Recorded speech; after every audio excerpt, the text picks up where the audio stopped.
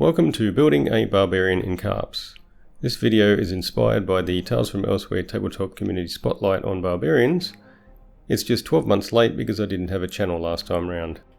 Here I'm going to create a Valdrassi warrior, which is basically a fantasy Viking in my setting, and for this particular warrior give them the attributes and skills fitting of a classic Barbarian. To cover some of the Barbarian tropes, I'm going with a character that is strong and hardy, with the skills to survive in the wilds, and as a force to reckon with in combat, especially using basic weapons such as axes and spears. In addition to that, the ability to go berserk fits very well with this archetype, so we'll make sure they can do that too. So, as you can see here, I'm just putting in the height and build for the Barbarian and generating the character.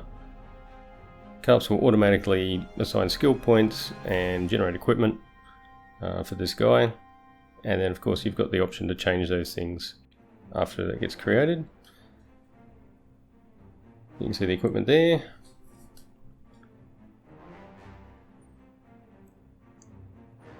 So he's turned out to be 6'3" and 220 pounds. That's a pretty good size for a Barbarian.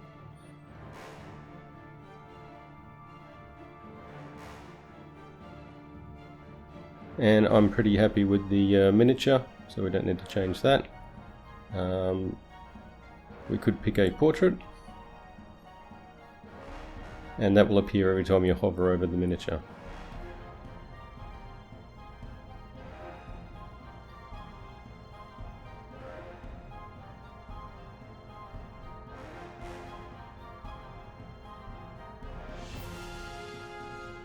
Next thing we have to do is allocate his attributes.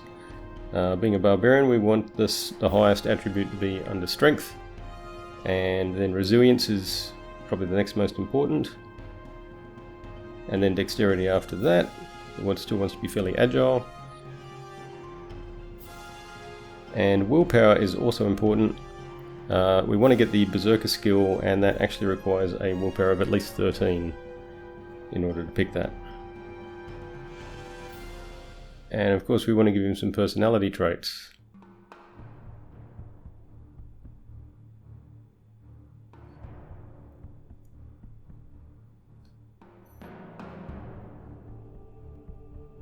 Brave is a pretty good option for a Barbarian.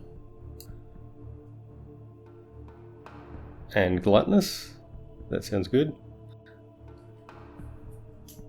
And impulsive. I'm happy with the other background options there. CARPS is a skill-based classless system with levels. As a result, every aspect of a character's improvement is defined by their skills. Every time they level up, they get more skill points, and where they put those points determines how their abilities improve and expand. When you generate a character, NPC or monster, the program automatically assigns their skill points for you. This is done in a random way, but tries to make sure important skills are ranked up sufficiently. If you don't like what the program picked, you can change them, or clear them and try again, or start over and select everything yourself from the ground up. So what I'm doing here is I'm just reviewing the skills that the program automatically allocated, and just adding and removing a few skill points to optimize this character a little bit. I'm using both skill points and age points. The age points, you just get a few of them based on how old the character is, and it's important to put those on your most important skills after you've already maxed them out, because it allows you to add a few extra ranks to those skills.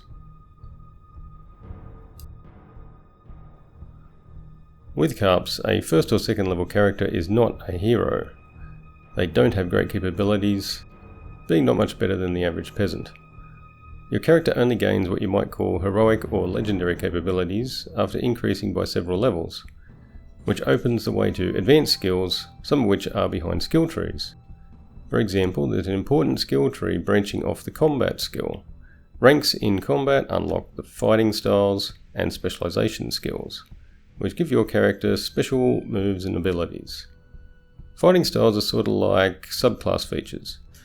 You get your first one at 6 ranks in combat, and another one every 3 ranks above that, So 2 at 9 ranks, 3 at 12 ranks, and finally 4 at 15 ranks. The combat skill maxes out at 15 ranks, and each fighting style also unlocks several specializations. Specializations are kind of like feats. You get your first at 7 ranks in combat, and another one after each extra rank. So you end up getting to choose 9 of these once you get to 15 ranks. Which of these you can choose depends on the fighting styles you take.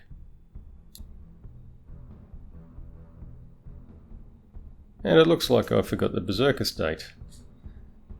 He needs that, so we're going to have to go and unlearn something else since we have no skill points left. Drop that skill. And now we'll be able to go back up and pick Berserker. And that is Kolrag our Barbarian done.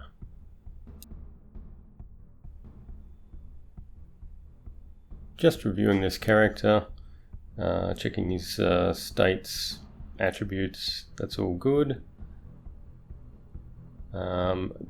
Just noticed he's carrying a maul. So that was part of his default equipment that was generated for him.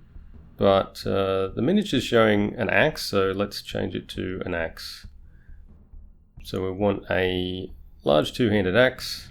So I select that in the items window and then just click add item and it will add it to his equipment. It puts it in his hand by default and then we delete them all and it's already equipped. So if we check his combat tab, we can see the two-handed axe is there with its attack and damage and so on and so forth. And finally, since we've given him the Berserker skill, let's see what happens when he actually goes Berserk. So to do that, we just need to add the Berserk state to him. So we select that in the states window, add the state, and there it is. You can see he's got a melee attack bonus, strength bonus. Now the Berserk skill doesn't go forever, it lasts a few ticks based on his character level. Since he's second level, that's 20 ticks. So we don't have to remember to remove states later, we can just give them a duration and they will automatically disappear after that amount of time. So we've set 20 ticks for this Berserk state. You can see his hit points have gone up to 55 from 40. That was one of the benefits of going Berserk. And if we run the encounter forwards 10 ticks, you can see that the Berserk state is ticking down towards its expiring. We've still got the benefits at the moment. If we run it forwards another 10 ticks, then it will have expired and his hit points are back to 40, as you can see, and the benefits are gone. So that's one thing to keep in mind. If his hit points drop like that, he could just immediately go into negative hit points and start dying. But such is the life of a Berserker. Just to wrap up, hope you found this interesting. In the next video we'll be building a Necromancer and you'll get to see how the magic system works. For more info on CARPS, the rulebook and other bits and pieces, check out my website and the YouTube channel for other videos. So that's all for now folks, and may your characters always be awesome.